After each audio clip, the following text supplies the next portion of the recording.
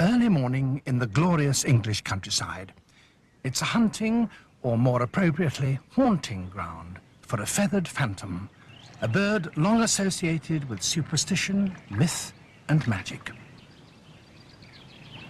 Few people are lucky enough to catch even a fleeting glimpse of this ghostly white owl. In literature, the barn owl has been described as the bird of darkness, a winged spirit.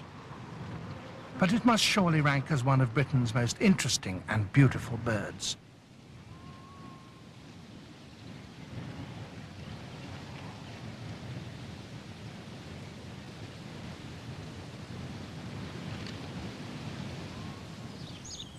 It's June, and a pair of owls is nesting in this barn. This year's owlets are already about 6 weeks old, and their adult plumage is beginning to show.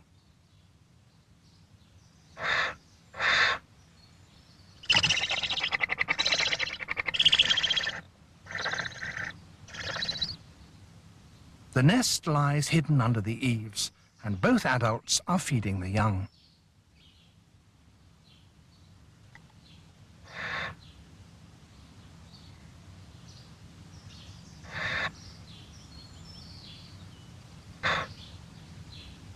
The barn owl's family life and its relationship with its human neighbours is worthy of any natural history soap opera. Besides barns, barn owls occasionally choose other buildings, like this church, where the birds are commemorated in stained glass. Before man appeared on Earth, the barn owl must have nested in rock crevices, as they still do on sea cliffs in Wales and Scotland. They must also have nested commonly in hollow trees, as they do today.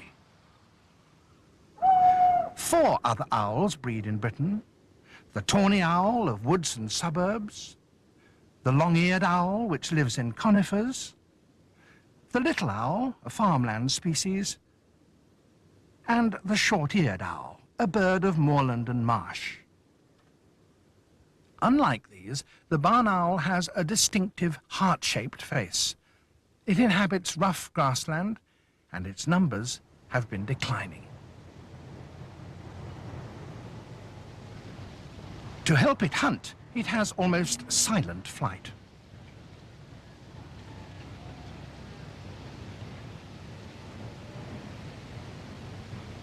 Also incredibly acute hearing and excellent sight. It can't move its eyes as we can, they're fixed. To compensate, it can swivel its head right round to watch a mouse. Forward-facing eyes, binocular vision, give extreme accuracy when pinpointing prey. Slow motion reveals the catching action.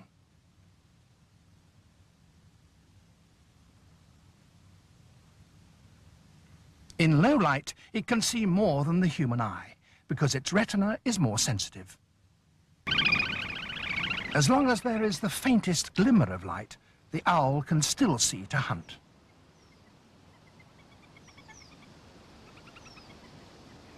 In total darkness, the bird would hunt relying solely on its ears, which are even more specialized than its eyes. A third of the space in an owl's head is taken up by its hearing apparatus. The slightest sound, and it can successfully locate a mouse, an unsuspecting mouse. The shape of the face acts like an amplifier, collecting the sound waves and focusing them left and right towards the ear openings hidden under the feathers. The ear holes are not symmetrical. They're lopsided, and one is further back, so that the sound reaches them at fractionally different times. This enables the owl to judge more precisely distance and direction.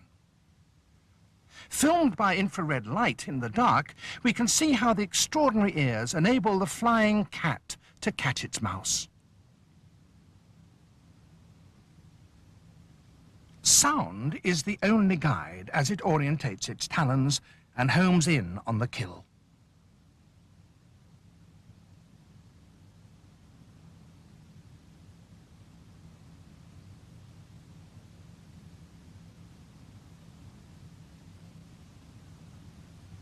Truly a bird of darkness.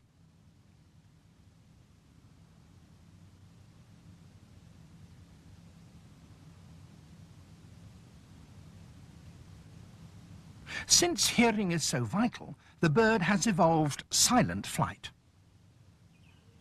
Many feathers are soft and downy, and they need careful maintenance.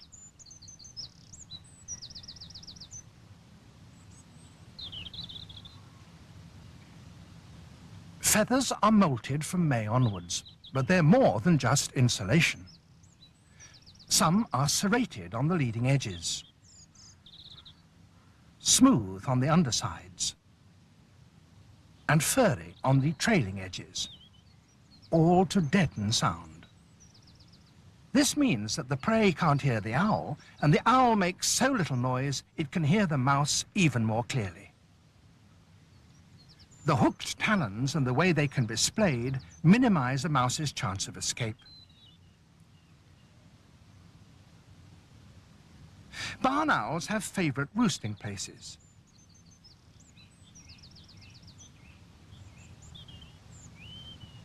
Pellets collect beneath roosting sites. They're the indigestible parts of the prey, so pellets containing bones are brought up through the mouth. Each bird produces 1 or 2 a day. It's already July, and the young owls have ventured from the nest. They're inquisitive because they need to learn about their surroundings.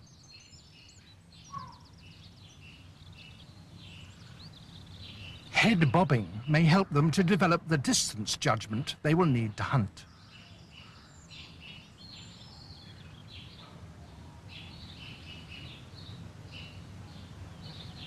By August, they will be independent of their parents, and from autumn they disperse and will hunt for themselves elsewhere.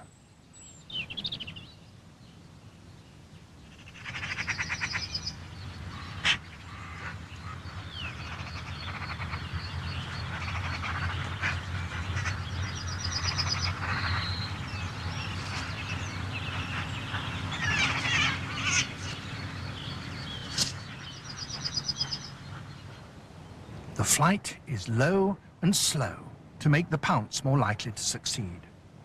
A hunting barn owl is a delight to watch.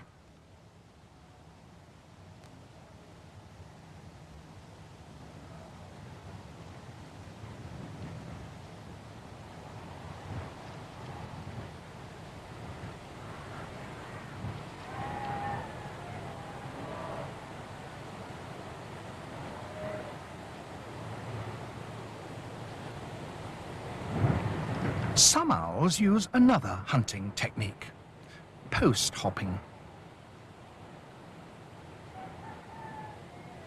This saves energy and is often used when conditions are bad. The owl will hop from post to post, carefully watching and listening. Each owl needs to catch about 5 small mammals a day. The short-tailed field vole is the main prey of the barn owl. Owls also frequently eat common shrews, and also wood mice, plus rats, of course, and sometimes birds and even frogs. Come winter, quite a few young will die because food is scarce. But there are many other causes of death too. Owls often hunt by motorways and along roadside verges.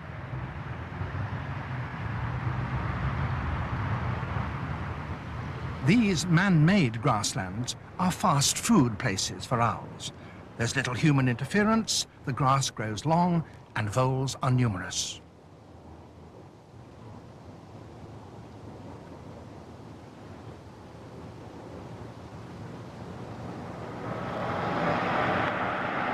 Often our only sighting of this elusive owl is a fleeting glimpse in the car headlights, a ghost bird out of the night. Headlights may temporarily blind flying birds which get sucked into a vehicle's slipstream. And morning reveals a victim, commonly a young bird.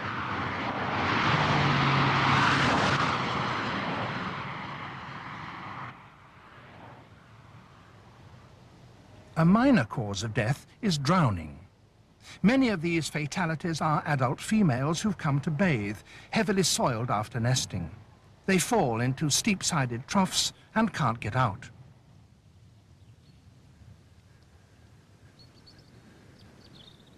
Low temperature is also a problem. In winter, a warm-blooded creature needs more food, but snow cover makes catching prey more difficult. Many barn owls have low fat reserves and die of cold and starvation. But high mortality is quite usual in populations of wild creatures. If all young barn owls survived, we'd soon be overrun. And our pair are now roosting together in their barn, protected from the harsh midwinter weather. Owls are faithful to each other and to their nest sites. Some sites have been occupied by generations of owls for 100 years. Wild individuals have been known to live up to 13 years. The numbers of all bird species are naturally regulated, keeping them at a surprisingly even level year after year. So if numbers do go steadily down, then man may well be responsible. In the 18th and early 19th centuries, shooting and associated gamekeeping caused a decline, although owls had earlier benefited from land enclosures, from hedgerow planting and barn building. Later, the Victorians may have further reduced numbers with their fascination for natural history. They stuffed their houses with owl ornaments. Early in the 20th century, the pole trap was still taking its toll, and later some farm chemicals would do the same. The most important reason for the owl's decline has to be the changes in man's agricultural practices. There is less suitable habitat because since the 1930s, acres of derelict fields and grassland have been ploughed up.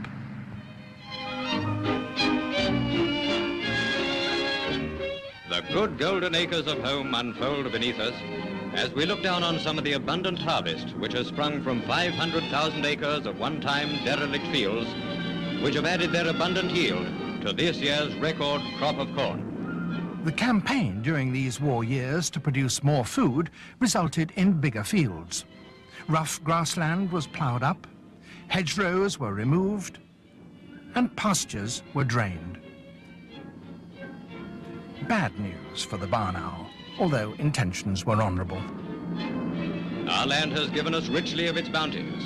It behoves us all to use it thankfully and not abuse it thoughtlessly. After the war, these policies remained unchanged, and farms produced too much food. By 1990, there were less than half as many barn owls as in the 1930s. Latest farm policies control food production, and farmers are now being asked, indeed paid, to produce wildlife environment, not surplus food. For such schemes to be truly beneficial to birds such as the barn owl, we need to find out exactly what the owls need.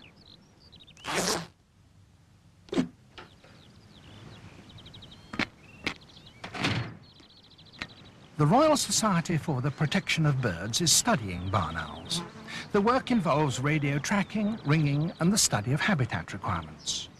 The barn owl project is being carried out by Dr. John Cayford in eastern England.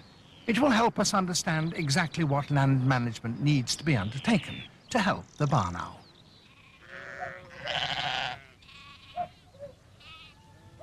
It's spring again, and a new year for the barn owls.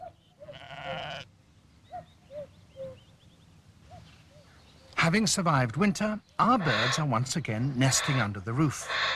For a whole month before laying, the male has been bringing food for his mate. Courtship feeding helps bond the pair. the owl equivalent of chocolates, perhaps. Also, the food provides more energy for her to quickly produce the large eggs. After some owl foreplay, the pair mate.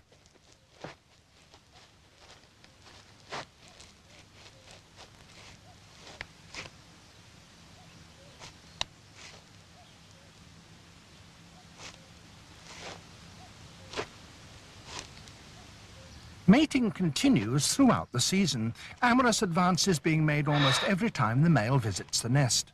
They mate over 6 times a night.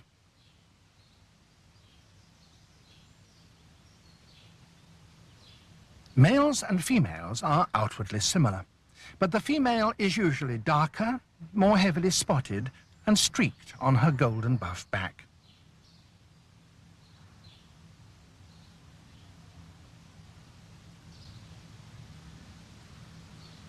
While she stays at home, the male heads off to hunt.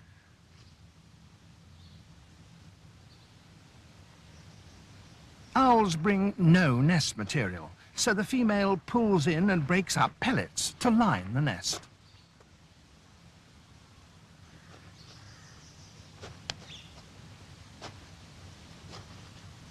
The first egg is laid in April and is followed every other day by another, until this clutch of 5 is complete. In a good vole year, she'd lay more. Usually in a hidden nest, the eggs don't need to be camouflaged. Being white, they're more conspicuous and less likely to be trodden on. The female tends the eggs until they hatch a month later. Turning them ensures the eggs are evenly warmed and humidity levels remain the same.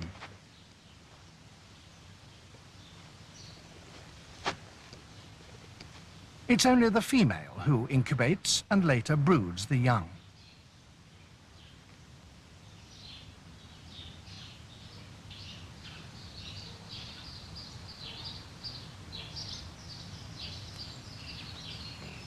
She will leave the nest only 2 or 3 times in each 24 hours. To relieve herself, take exercise, preen and stretch.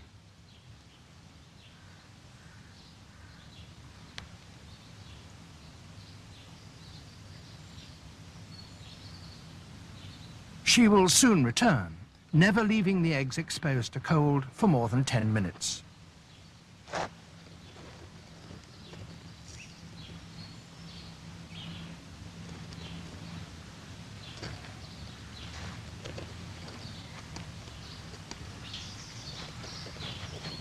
The number of occupied nest sites is declining, but the captive bred population in Britain is increasing dramatically.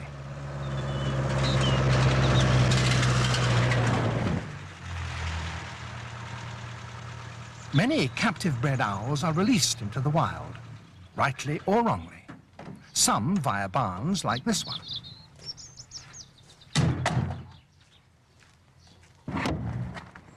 Here, a captive pair is taken to a suitable barn where they will be encouraged to breed. It's thought that hundreds of young barn owls are released every year, but many conservationists say that the desirability of this is doubtful. Wouldn't it be better to create more of the right living conditions for the wild population to increase? This female and her mate will be left to set up home within the barn. Gradually, they'll be weaned into the wild. Come on, you. Up you go.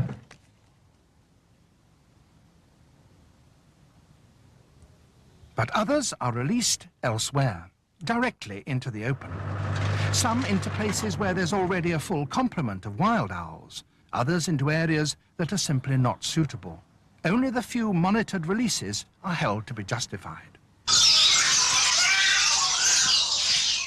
Because barn owls breed so easily in captivity, more and more are being sold as pets.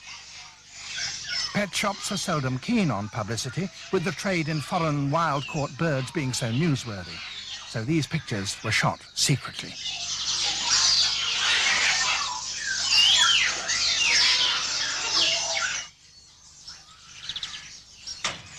Keeping barn owls requires no license, and they are cheap. For as little as £35, you could walk into a pet shop like this and buy one. It would be completely legal. The problem is one of welfare.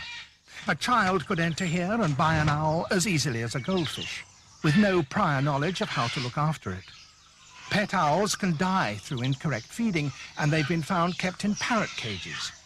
There seems a strong case for licensing the keeping of barn owls. It's already compulsory for all diurnal birds of prey. It's now May, and the firstborn has emerged. The owlets are blind and will be for up to 12 days. The male still brings food.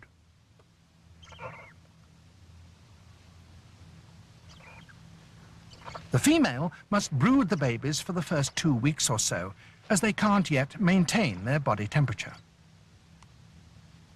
Chick survival is largely dependent on the availability of food.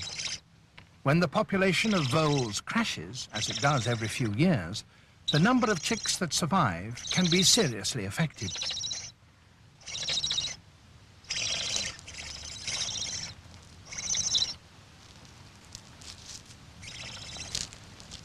She gently feeds each chick with bite-sized pieces of mouse.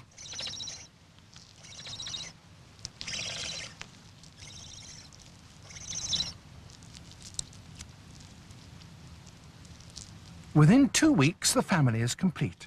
The youngest a mere few days old, the oldest 10 days older and much larger. Owl offspring are stepped in size, so that in years when prey is scarce, some smaller young die, but at least some older ones will fledge. If all had been the same size, they could have competed equally and all died.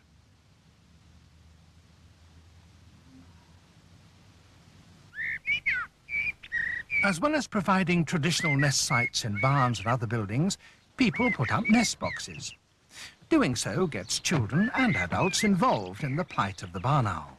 People feel they're doing something to help, and they are, at least by creating awareness of the bird's problem.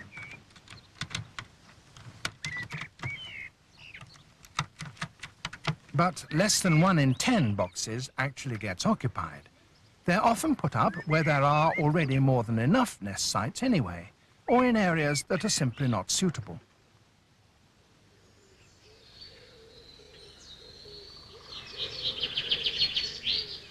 Where there are no suitable sites, in the right kind of country, boxes can attract a new population.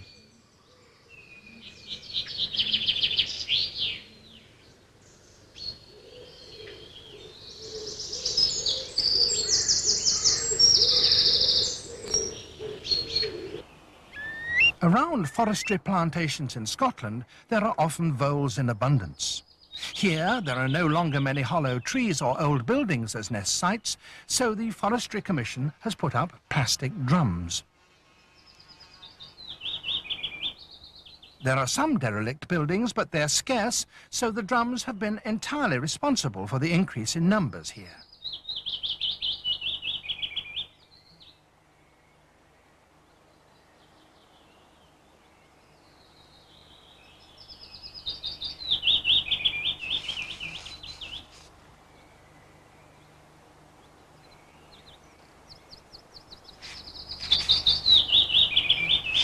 This one has clearly had one too many voles.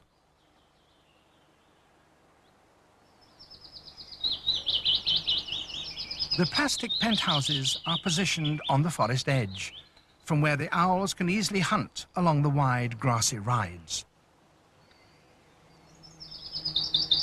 Because of these portable plastic homes, there are now 34 new pairs in this particular part of Scotland. A conservation success story.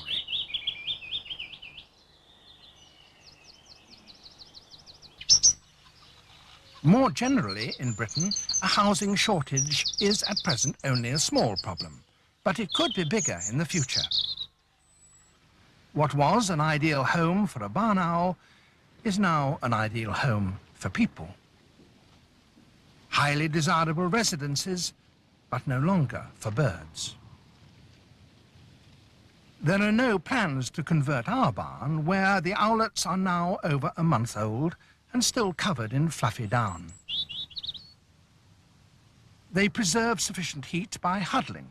Each chick can then survive the colder nights surrounded by a woolly overcoat and by its brothers and sisters.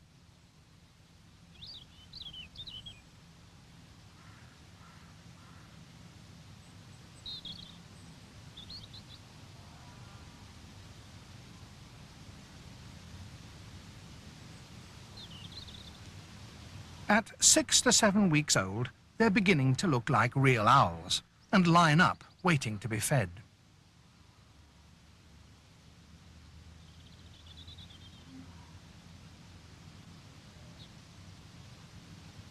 At this age, the owls are inquisitive, surveying the outside world from the safety of their home. A picture worthy of any family album.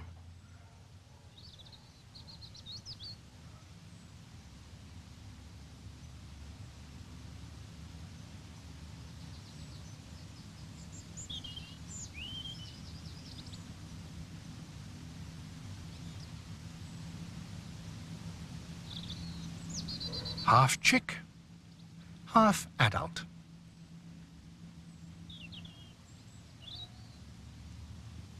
How many of the young will make it through the trials and tribulations of the coming year?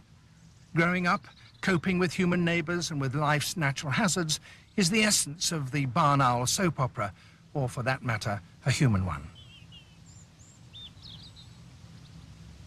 The barn owl is one of Britain's most popular birds. We hope it will increase. If conservationists' predictions are correct and changes in agriculture result in more vole-rich grassland, we could be seeing more of these beautiful and evocative birds by the year 2000.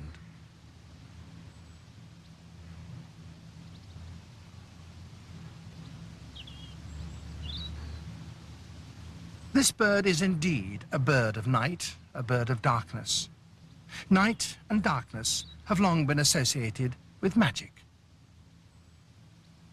And few of us could deny that the barn owl is marvellously magical. The barn owl kills many rats, mice and voles in farmyards and fields, an invaluable service to farmers.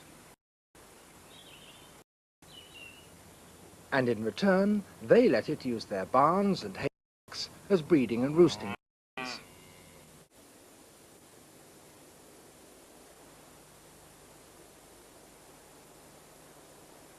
They even used to provide special airholes so that the owls could easily fly in and out.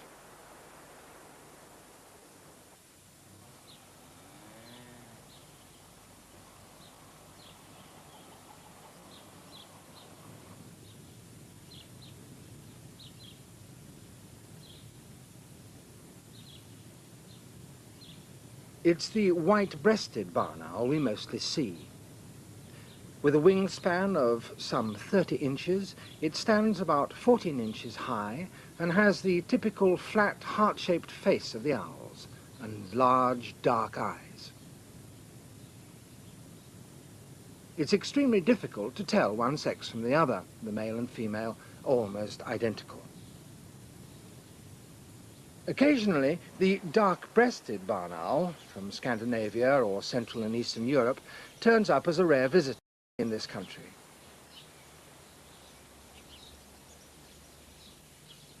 The barn owl must be one of the best known and most widely distributed of the world's owls, and it's one of the most widespread breeders of any bird. It's found in America, both north and south, Europe, from southern Sweden and southwest Russia to the Mediterranean, many parts of Africa, Madagascar, India, Malaysia, and Australia. And in Bangkok, you can buy one. This would be illegal in this country, where it's a specially protected bird.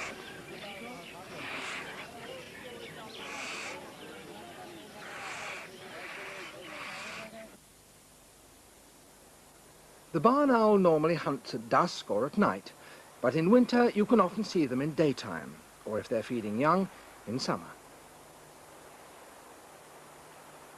The owl's eyes are especially well adapted for hunting in near darkness. For the size of its skull, they are enormous, and curiously they are fixed by a ring of bone and can't be moved as we move our eyes. To compensate, an owl can rotate its head through nearly 250 degrees. The eyes of an owl are tubular in shape. They have a relatively enormous lens and iris to help trap the utmost possible light.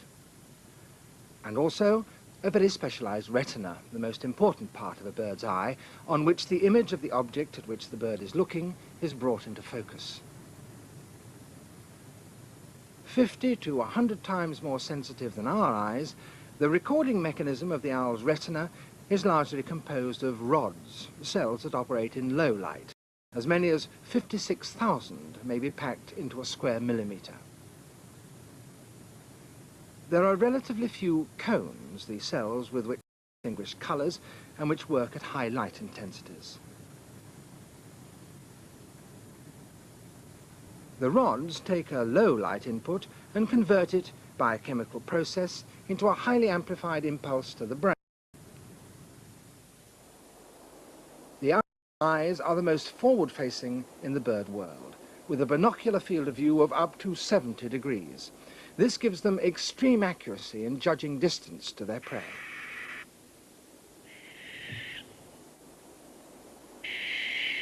Under experimental conditions, we can watch the normal catching technique of the barn owl using its eyes.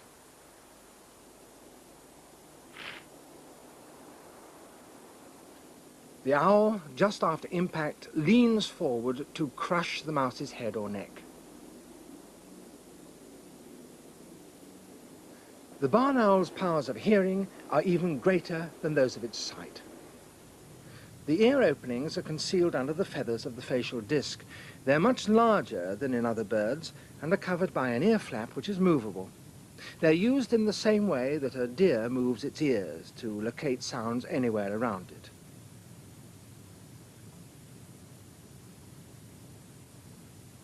The ear flaps of the barn owl are not symmetrically placed, even though the openings in the skull are level.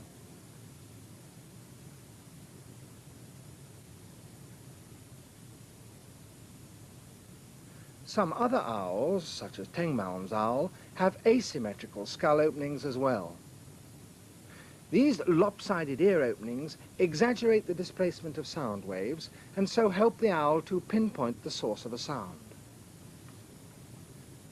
The owl moves its head until the sound values at each ear are equal. It should then be pointing directly at its prey. Filming in total darkness with a special camera shows that an owl's hearing is so sensitive that it can catch a mouse relying solely on the rustles and squeaks.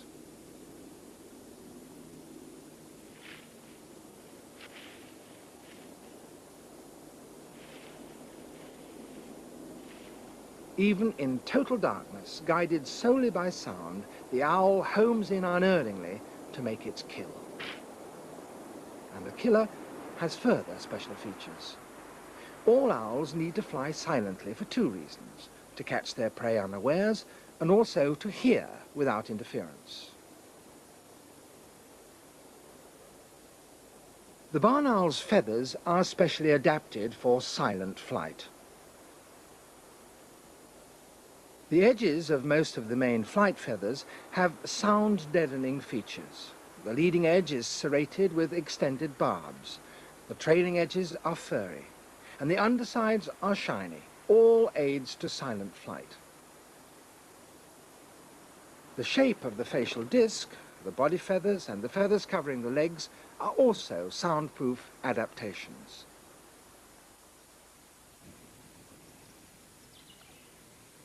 The barn owl's broad wings and its remarkably low wing loading, very lightweight for the area of the wings, are perfectly adapted for its usual hunting technique.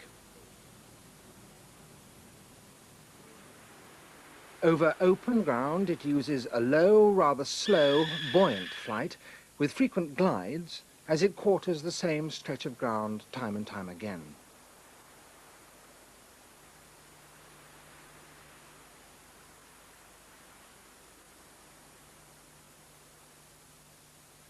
Where the cover is higher, the barn owl will often hover, for a closer scrutiny of the ground.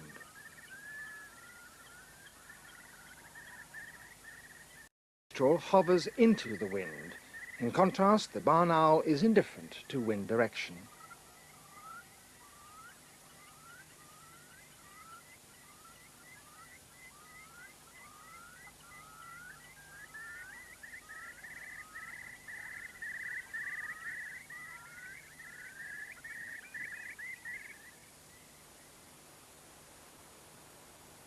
Post hopping is another way of hunting.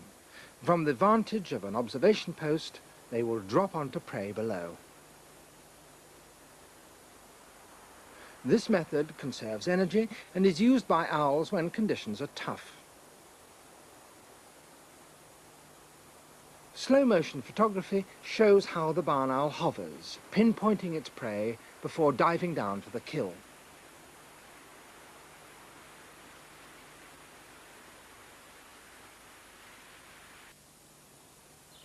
Barn owls frequent their roosting places for months, even years, so it's possible to collect pellet samples regularly.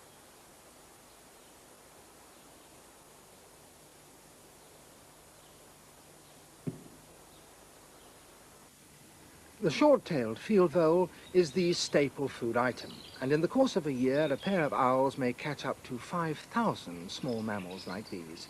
It can be half an owl's diet on pastoral farmland. Other prey includes the common shrew, and occasionally the diminutive pygmy shrew.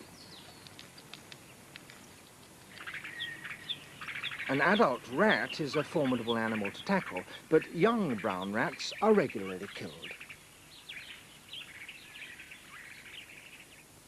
And wood mice are killed by owls that hunt over well-wooded farmland, open woods and parkland. Frogs and birds, usually sparrows or starlings, but these rarely form more than 5% of the owl's diet. By the time the breeding season begins, the barn owl will have established its territory. Sometimes this overlaps with those of other owls, like this short-eared owl hunting over the same meadows. Occasionally, the barn owl may even share the same nesting tree with another bird, like this kestrel.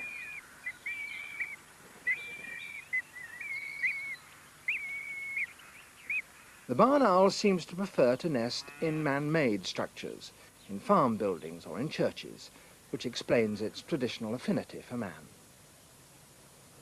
They lay 4 to 6 eggs in April or May on a carpet of pellets. The eggs are laid at 2-day intervals. Incubation, which starts with the first egg, lasts for nearly 5 weeks and is carried out by the hen bird alone.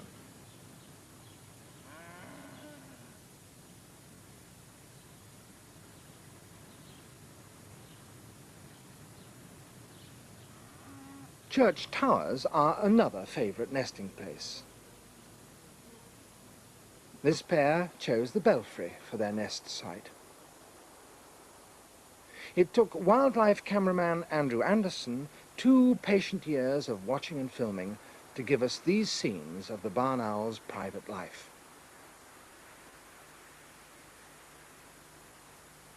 During the long incubation period, the male regularly brought food to the female.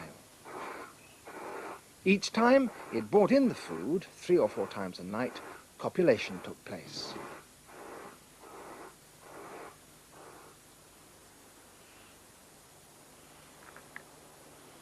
As each egg hatched, the female carefully removed the shells and ate the remains of the yolk sac attached to them.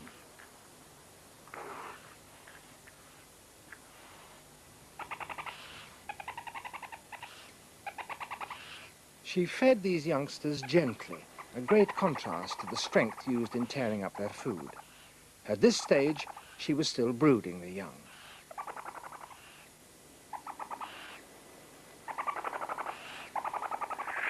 As the young grew older, the female resisted the male's advances and chased him away.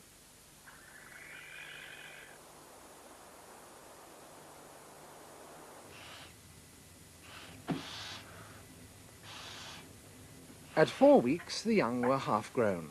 They could feed themselves and were capable, with some difficulty, of swallowing a mouse whole. It was hard work for the parents to find food for the rapidly growing owlets, and many hunting trips had to be made each evening.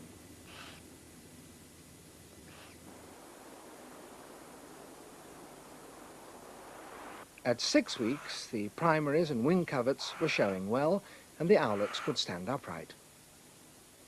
Staggered hatching of the eggs leads to young of different ages. The owlets are fed in order of seniority, so a shortage of food means that the youngest owlets die, their carcasses being eaten by the rest of the family. This makes certain that in hard times, at least some of the young will survive.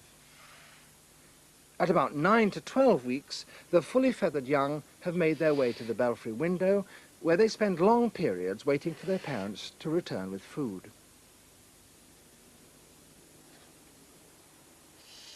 At the barn site we saw earlier, the owlets have already begun to venture to the open end of the barn for their evening meal. At another site, in this water tank, the young were about 3 to 4 weeks old at this stage.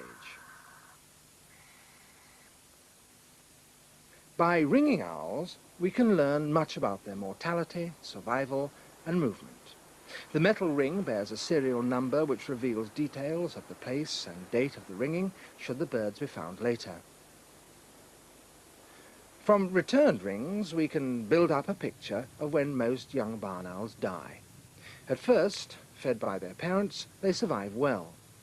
But the crucial period, when many die, is in autumn, as they leave their parents. The survivors learn fast, and from then on, there are not so many casualties. But for adults, the strain of feeding young leads to many deaths, and the toughest time of the year is winter, when the food is hardest to find. The young barn owls are dependent upon their parents for 2 or 3 weeks after leaving the nest and follow them around. Later, when they've learnt to catch live prey for themselves, they drift off to establish their own hunting territories. At this stage, many young owls die, 50% or more. Winter is another testing time for the immature owls. They only have fat reserves to survive 3 days without food. But despite these pressures, sufficient young barn owls survive to replace those adults which die, hence a natural balance of population. Changes in agriculture have hurried the barn owl's decline.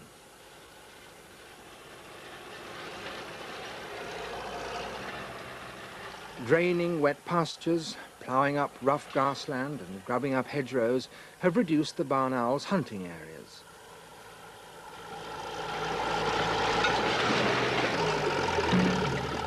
Replacing old farm barns with modern storage buildings has limited the number of suitable, safe nesting sites.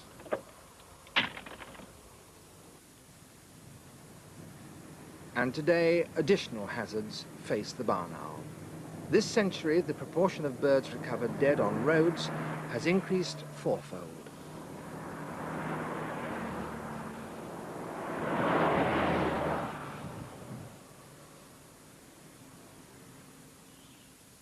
Overhead wires, railway lines, windows and water butts are also lethal hazards. This tawny owl was electrocuted when it perched on a set of high-voltage cables. A gloomy future for the barn owl? Well, birds are still found dead on farmland containing high doses of toxic agricultural pesticides, but a recent 4-year-long survey has shown that the barn owl is still widely distributed. There are between 4,500 and 9,000 pairs in Britain and Ireland. The farmer and landowner can help the barn owl by putting up nest boxes high in a dark, quiet position with easy, undisturbed access to the outside.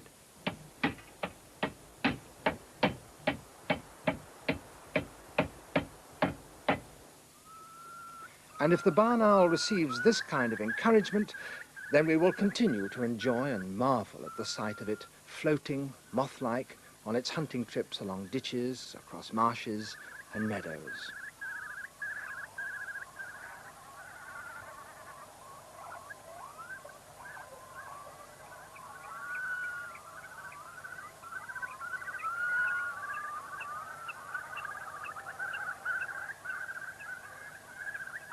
This, then, is the private life of the barn owl, a special companion to man, and a bird about which Thomas Pennant, the great British naturalist, wrote, "It is as useful in clearing a barnyard of mice as the congenial cat." It would be difficult to think of a bird of more use to man, or one which is more susceptible throughout its worldwide range. If man wants to keep the health and companionship of the barn owl, he had better remember that.